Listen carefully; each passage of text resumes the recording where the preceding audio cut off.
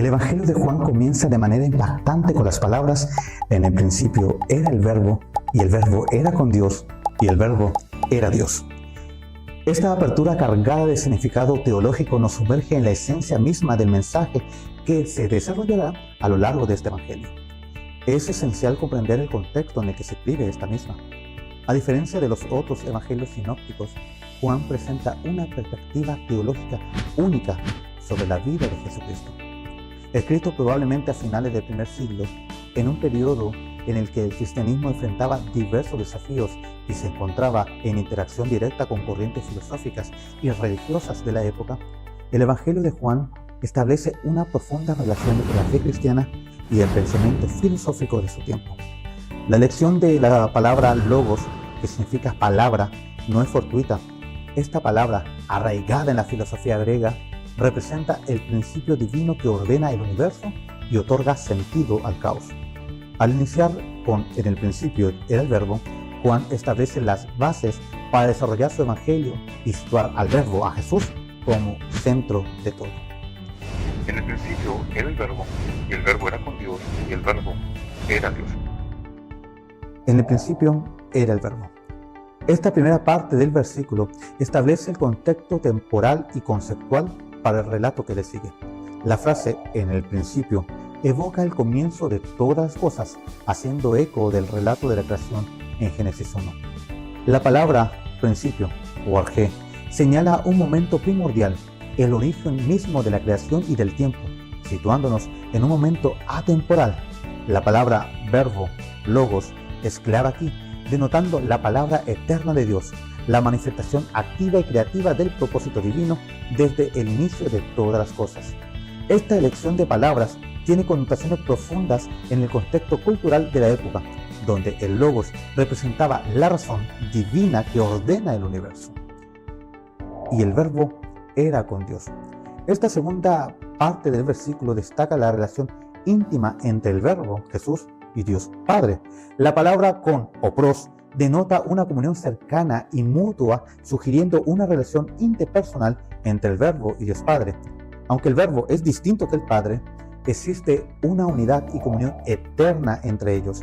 Esta afirmación apunta hacia la coexistencia eterna de Jesús con el Padre y su participación en la divinidad misma. Y el Verbo era Dios. En esta tercera parte se afirma claramente la deidad de Jesucristo. La palabra Dios o Theos se aplica al Verbo, estableciendo su plena divinidad. No solo es una manifestación o intermediario de Dios y la humanidad, sino que es el mismo Dios en su plenitud. Esta afirmación es fundamental para la cristología del Evangelio de Juan, estableciendo la identidad divina de Jesucristo desde antes misma de la creación. Al desglosar Juan 1:1 en estas tres partes y examinar el significado de cada una de las palabras, obtenemos una comprensión más profunda de cómo Juan presenta a Jesucristo como el principio eterno, la encarnación de la palabra divina y la expresión suprema de la divinidad misma. A Dios nadie le dio jamás. El unigénito Hijo que está en el seno del Padre, Él le ha dado a conocer. Este versículo finaliza el prólogo del Evangelio de Juan, ofreciendo una declaración poderosa sobre la revelación de Dios a través de Jesucristo. En Juan 1:18, el apóstol destaca una verdad fundamental al afirmar que a Dios nadie lo ha visto jamás. Esta declaración reconoce la imposibilidad de que los seres humanos contemplen directamente la esencia divina de Dios. Aunque existen relatos de encuentros cercanos con Dios en la historia bíblica, como las teofanías y manifestaciones de su presencia, estas experiencias son limitadas y mediadas. En contraste con esta limitación humana, Juan introduce la revelación de Dios a través del Hijo único, quien está en íntima unión con el Padre.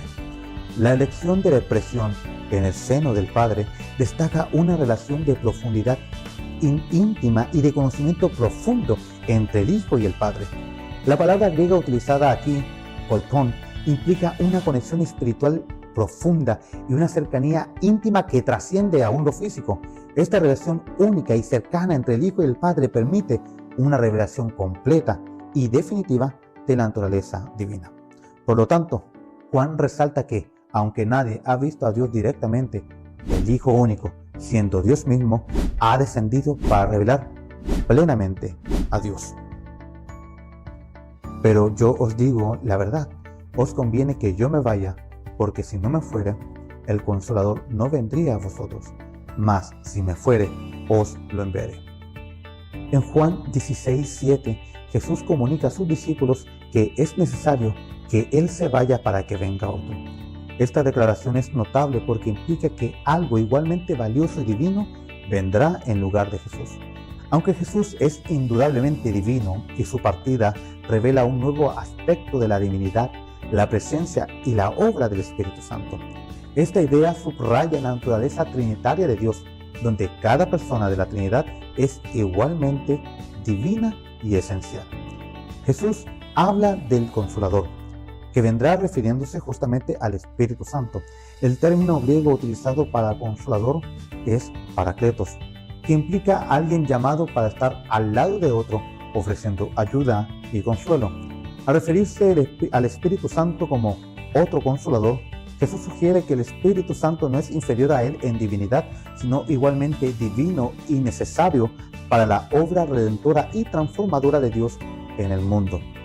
Además, la idea de que Jesús llame al Espíritu Santo otro Consolador implica que comparten el mismo estado o estatus dentro de la divinidad. Jesús y el Espíritu Santo son igualmente divinos y están en perfecta comunión y en unidad con el Padre. Esta declaración refleja la profundidad de la relación y la igualdad entre las personas de la Trinidad. En resumen, los versículos analizados del Evangelio de Juan nos ofrecen una visión profunda de la naturaleza divina de Jesucristo, su relación con el Padre y la obra del Espíritu Santo en la vida de los creyentes. Juan 1:1 nos presenta a Jesucristo como el Verbo eterno de Dios, igual al Padre mismo, estableciendo así las bases de su divinidad. En Juan 1:18 destaca la necesidad de la revelación de Dios a través del Hijo unigénito, quien vive en intimidad y en comunión con el Padre, revelando así la plenitud de la naturaleza divina. Y en Juan 16:7 revela la igualdad de divinidad entre Jesús y el Espíritu Santo, indicando que ambos son esenciales para la obra de Dios en el mundo. Estos versículos nos muestran la complejidad y profundidad en la relación trinitaria entre el Padre, Hijo y Espíritu Santo, y su revelación para la fe cristiana en la actualidad.